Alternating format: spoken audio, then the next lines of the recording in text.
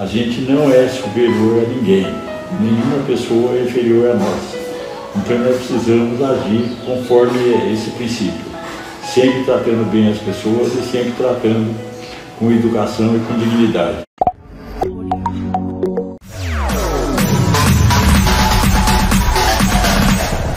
Olá meus amigos, tudo bem com vocês?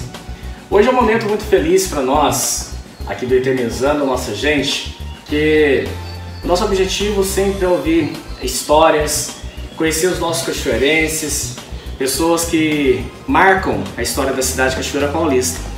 E hoje estou tendo a honra, o privilégio de estar na presença do seu Silvio Capucho, que lá em 1993, ou seja, 30 anos atrás, foi prefeito da cidade de Cachoeira Paulista e como cidadão, como profissional, como engenheiro, tem uma história assim repleta de grandes realizações e de grandes conquistas. Então vamos lá.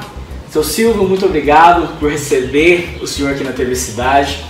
É uma honra, um privilégio pra gente, né? O senhor que é uma pessoa tão querida, tão admirada, tão respeitada no município de Cachoeira Paulista. Mas para começarmos a nossa conversa, quem é o Silvio Capucho?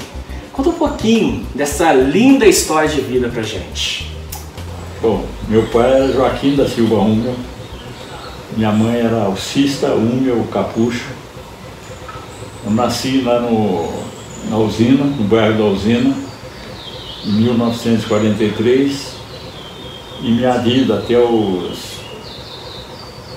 durante muito tempo foi só aqui, em Cachoeira, Guará, Taubaté, Jacareí, foi no Vale do Paraíba. Então sou um cara que praticamente comecei a minha vida toda aqui no Vale do Paraíba. Então eu fiz o grupo aqui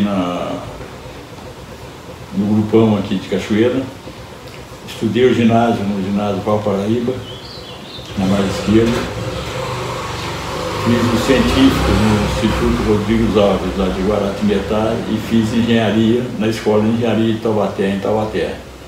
Comecei minha carreira profissional como engenheiro, trabalhando na Camargo Corrêa, na hidroelétrica do Jaguari, em Jacareí. Mais ou menos é isso. Depois de formado engenheiro, aí, vamos dizer assim, tem toda a minha vida profissional. A minha vida profissional, eu trabalhei em vários pontos do Brasil, em grandes obras, que era aquele período de 70 a 80, foi o período que o Brasil mais se desenvolveu nas últimas décadas. Então o emprego era abundante e havia muita falta de engenheiro. Então, na verdade, eu comecei a trabalhar até antes de receber o diploma. Trabalhei até 1987, só em grandes obras. Trabalhei, por exemplo, na barragem de Jaguari, de Paraibuna, na adutora do Guandu, passei pela ponte Rio-Niterói, fábrica de cimento de Apiaí, usina termoelétrica de Manaus, aeroporto de Manaus. Na CBPO eu trabalhei na hidroelétrica de Nova Vanhandava, na hidroelétrica de Rosana, no Rio Paranapanema, e na construção da ferrovia Campinas-Santos, aqui no estado de São Paulo mesmo. Quando trabalhava na Campinas-Santos, no canteiro lá de Santos, eu resolvi largar tudo e voltar aqui para Cachoeira para tomar conta das propriedades que eu tinha comprado na época que eu trabalhei. Mais ou menos é isso a minha vida, Rodrigo. Seu Silvio, o senhor vem de uma família de 11 irmãos, um pai que batalhou para dar qualidade de vida para vocês. Conta um pouquinho, como que foi a infância do senhor?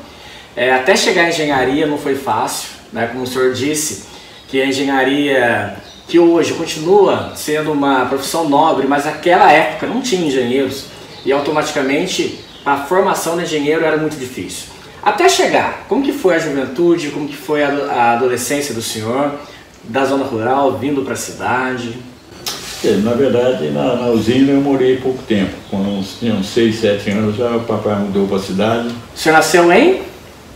1943. Sim, 1943. Então, por exemplo, em 1950, 1947, 48, já morava aqui na cidade. E na cidade a vida naquela época, Rodrigo, era totalmente diferente. Totalmente diferente. Na verdade não tinha telefone, não tinha televisão, não tinha nada. Malemar tinha rádio, que em poucas casas tinha rádio. Então a molecada toda brincava nas ruas. Então eu tive uma infância muito feliz brincando nas ruas, com todos os nossos amigos. Inclusive porque naquela época todas as famílias eram muito numerosas. Sim. Então dava um grito na rua, já aparecia 30, 40 moleques da vizinhança para a gente jogar bola, brincar de garrafão, disso, daquilo. Então foi uma infância muito feliz. E também depois dessa infância no ginásio de Cachoeira também, foi uma época muito boa, porque como só tinha ginásio aqui na região, não tinha nem Silveiras, nem Canas, nem no Embaú, os alunos dessa época, das localidades todas, iam estudar aqui em Cachoeira. Então, dessa época eu tenho amigos também que estudaram comigo, que nem são de Cachoeira. Depois disso, em Taubaté, nós entramos lá em 50 alunos, formamos em 10. E dos 10 hoje, diz assim, só tem 7 vivos, né? 3 já embarcaram. Sim. E depois disso fui trabalhar em obras. Em obras também, Rodrigo, fiz muitos amigos em obras. Sim, sim. Eu me sinto muito feliz. Você tem uma ideia? A questão de um mês atrás esteve aqui me visitando um rapaz que nós trabalhamos juntos na hidrelétrica do Jaguari em 1967. Eu não via, fazia muito tempo que eu não via esse amigo meu. Então ele esteve aqui conversando, porque ele, inclusive, além de ter sido amigo meu na obra, ele conhecia a Maria Neuza e foi amigo da Maria Neuza também, que trabalhava na obra. Tá, mas antes do senhor falar da esposa do senhor, Maria Neuza, você estava me contando, né? O senhor conheceu, namorou ela, em 3 meses casou, é isso mesmo? Foi isso mesmo. Comecei a namorar na festa junina e casei no dia do aniversário, em 13 de setembro.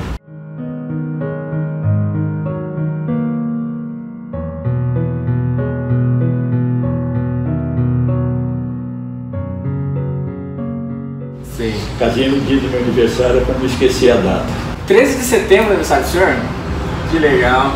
E o mais, toda a conversa, nós já tivemos uma conversa antes, né, de iniciarmos a gravação, aí o seu Silvio estava me contando, foram 53 anos de casado e de muita felicidade, né? Falar o que sobre Silvio Capucho? É meu pai, é uma pessoa que me criou, que me ensinou a ser quem eu sou hoje.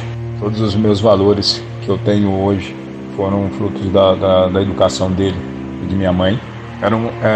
Ele era um marido dedicado enquanto minha mãe ainda estava viva. Se dedicou inteiramente a ela nos últimos 10 a 15 anos, desde que ela teve o problema de saúde. Esse é meu pai. Ele se preocupa mais com os outros do que com ele mesmo. E como que foi esse percurso dessa vida de 53 anos? Então, a vida de 53 anos nossa foi andando pelo Brasil afora. Sim. Quando a obra era maior, que precisava de assistente social, a Maria Neuza trabalhou também. Então ela trabalhou no Jaguari, trabalhou em Paraibuna, trabalhou em Tucuruí. Quando a obra era menor, não precisava mais de assistente social, porque aí também depois do tempo começou já a ter o governo a tomar ação nesse negócio da saúde, com a criação do INSS. Então foi uma vida muito feliz mesmo. Você não consegue imaginar, Rodrigo, como eu me sinto bem, como eu me sentia bem casado e como fui muito feliz com a Maria Neuza, muito feliz mesmo. E a gente percebe no olhar do senhor, né, como que foi bom esse momento e como que ela está feliz também por ter o marido que teve, né? Aí depois o senhor saiu da obra, né, das obras, e veio para Cachoeira Paulista e foi para o Colacap, né, foi presidente do Colacap, né, que é a Cooperativa de Laticínios de Cachoeira Paulista. Conta pra gente como que foi essa fase, esse tempo, esse período. Então, quando eu vim para cá, eu vim tomar conta das propriedades que eu tinha, que eu já tirava leite aqui, já era cooperado da cooperativa. Sim. Então, quando eu cheguei aqui, eu cheguei em 87. Em 88 eu me candidatei e fui eleito presidente da Colacap. Então eu trabalhei na Colacap de 88 até 92. Por causa da minha ação na Colacap, que foi muito interessante, que as pessoas gostavam muito do que nós fizemos na Colacap, acabamos sendo eleitos prefeito de Cachoeira.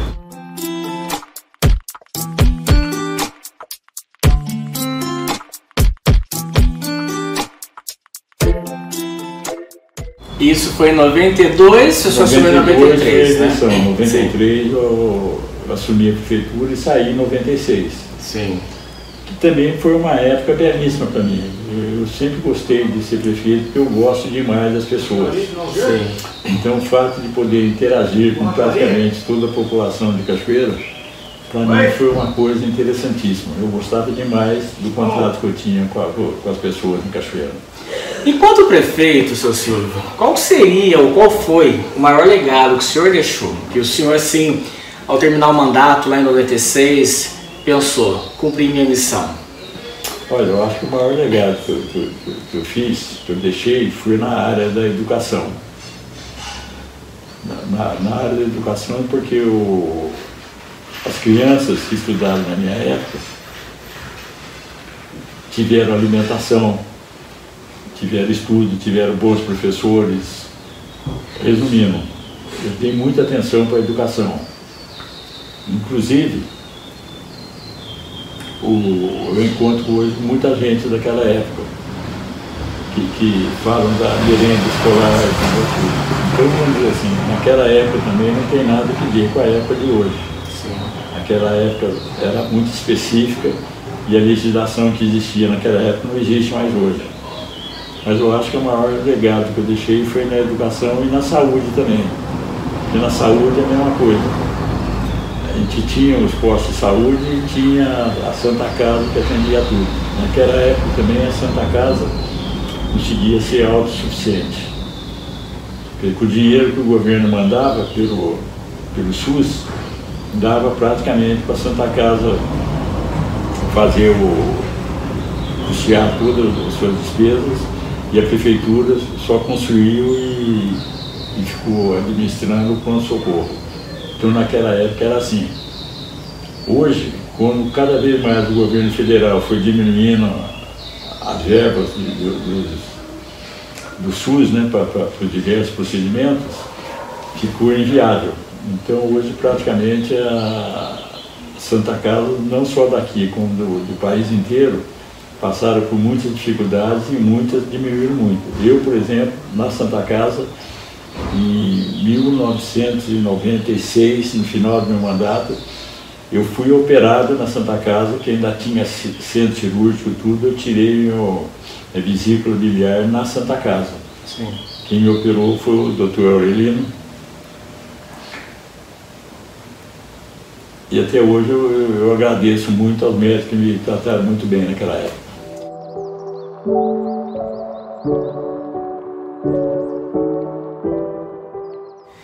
Eu percebo que o senhor, nos auges dos 80 anos, o senhor é muito antenado.